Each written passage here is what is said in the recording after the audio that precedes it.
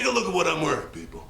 Do you think anybody wants a roundhouse kick to the face while I'm wearing these bad boys? Forget about it. Hi guys, welcome back to the channel. My name is Dave, and today I want to talk about FEPI. This is a brand new income-oriented covered call ETF. Imagine that. Another one comes to market. They just keep coming. But this particular one has a new little twist. We're going to talk about that. And honestly, when I think FEPI, I don't know, it seems a little inappropriate. I haven't figured it out yet. I'm going to check Urban Dictionary and see if it's something inappropriate. But I imagine if somebody looked at me and said, "Why are you smiling? Did you FEPI last night?" I'd be like, probably have a guilty look on my face. So let's check out FEPI, the ETF. If that is what you're looking for, please stick around. Whoop.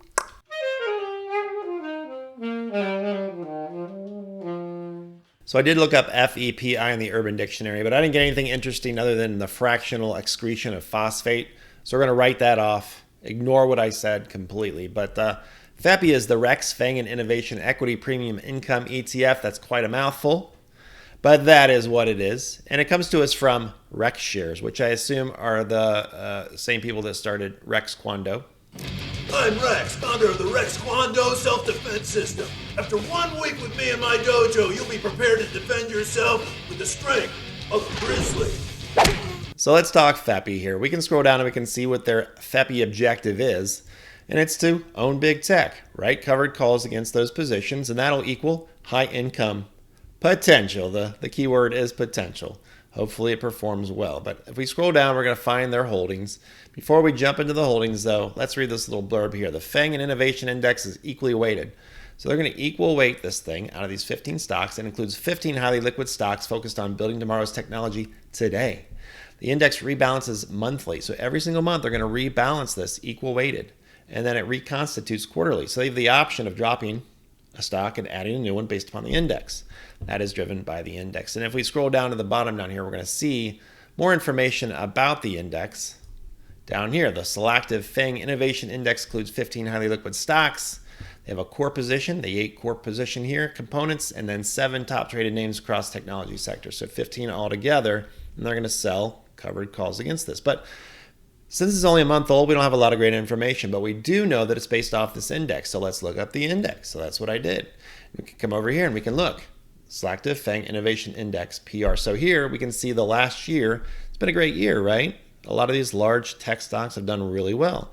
And that's shown right here in this index. Now, not talking about the covered call portion of this, just the performance of those 15 underlying stocks in this index. We can also go out 5 years and kind of see. 2023 has been outstanding. 2022, not so much. So if you bought here and you're waiting on some of the profits to roll in, well, you're still waiting, right? We haven't really moved anywhere. So if you overlay a covered call strategy on top of this, would we have outperformance? Well, likely during this decline we would. And this year we would have some underperformance. But overall, yeah, I would say betting on this, if you would have bought here and it was the covered call strategy versus just the index, you would be better off than you are today. Despite some nice big spikes at some different times that could affect a covered call strategy. So yeah, where do we go from there? Not sure, but it's nice that you have the index and you can kind of go back and kind of see this nice 5-year performance based upon this index.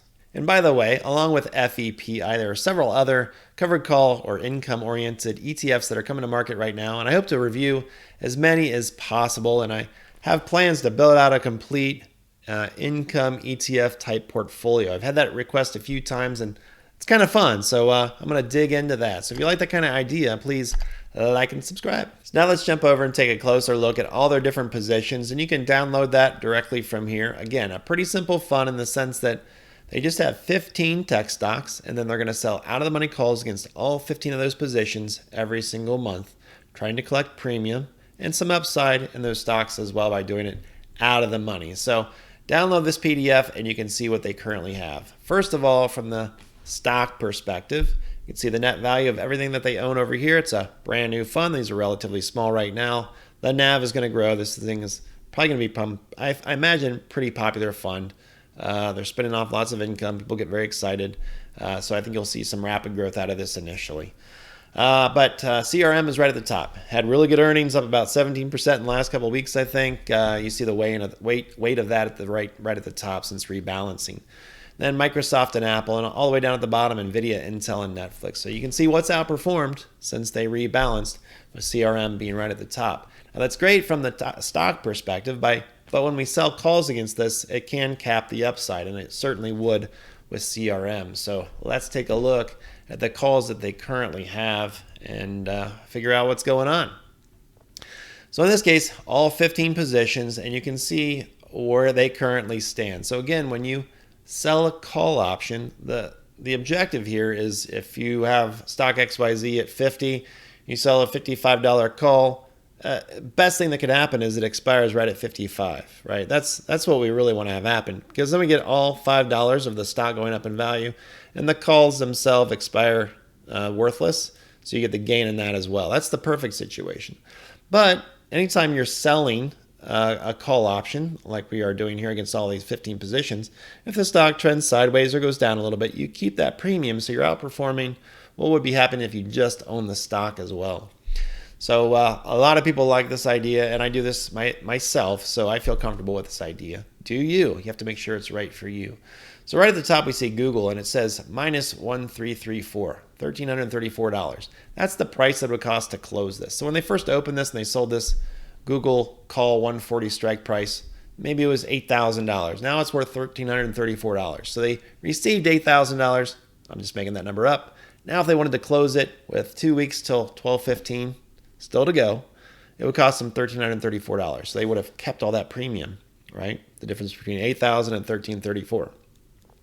You can see that playing out all the way down here. If we just play that number in our head, 8,000 or 10,000, somewhere in there, then you can see the gain that they would have till expiration. So the ones at the top up here are ones that are working out pretty darn well. Now remember CRM. We have a strike price here of 230. If I pull up Salesforce right now, you can see it's at 260. All right. So that means that it has $30 of what we would call intrinsic built-in value, right? And there's still some extrinsic value there as well. And that's over $53,000. So if they sold this, right, when they wrote these contracts, these call options, for $8,000 or $10,000, well, it's going to cost them $43,000 more, estimate, to close out that position. So that's a loser. But they have a lot of winners here too. So hopefully by doing this month over month and rebalancing and everything else and putting your money into this, you're going to come out ahead. So you want to have a few down here and a few up here. But the goal still of any sold call is to have it head directly to that strike price. And then you get, that's the double bonus, right? You get the rise in the stock price and you get all that covered call premium. And with this being a brand new fund, it'll be interesting to see as we get closer to expiration exactly how they plan to manage these positions at expiration or near expiration and when they go to open up new positions. So that's something I'll probably pay a little bit more attention to as we grow closer to this December 15th expiration date for all these different call options. And we can also jump over to Seeking Alpha and take a look at FEPI, and we're going to find the expense ratio is 0.65% or 65 basis points, or $65 per $10,000 invested. That's like Rex Kwon Do pricing. Now, for only $300, you can sign up right now for my 8-week program. Actually, that expense ratio of 0.65% is pretty in line with a lot of covered call ETFs these days. The only two that I can think of that are significantly better are JEPI and JEPQ, and I believe those are 0.35 or 0.38%, right around there. Now, it does pay every single month, a nice distribution. People love that. And it was $1.15 after the first month, and people loved that because that equates to about 25%. But can it continue to do that without affecting the NAV? We shall see. Again, it's brand new. We don't have to jump in with all our money. We could buy 1 or 2 shares, just put it in our portfolio and kind of monitor the situation and see how it goes from there. But that is FEPI. So what do you think about FEPI? Is this an ETF that you will ignore completely? Is this something you want to watch for a little while? Is this something you want to immediately add to your portfolio because you got all excited about that first distribution? Let me know down in the comments what you think about this particular fund. Okay, now I'm going to give you one chance. One chance, people. Give me your best shot. Now, as far as covered call ETFs, I like to manage a lot of that myself personally, but I know there's a lot of interest out there. So if I was going to go into this, I would be looking for several of these put together. I would want to build a nice little soup out of a lot of these covered call ETFs with a targeted return in mind, knowing that And in many ways, these will underperform just being in stocks in many situations. So if you just bought these tech stocks, you might perform better overall. That's my personal view in the long term. But if you want to lower the beta of your portfolio a little bit and utilize something like this, have a more consistent return, it might work out for you. I guess that's my surface level look at and to generalize covered call ETFs. Now, if you have any questions on this, please ask down below. I really appreciate you watching. And go Rex Kwon-Do. One chance, people. Give me your best shot. Have a great night. Take care. Whoop.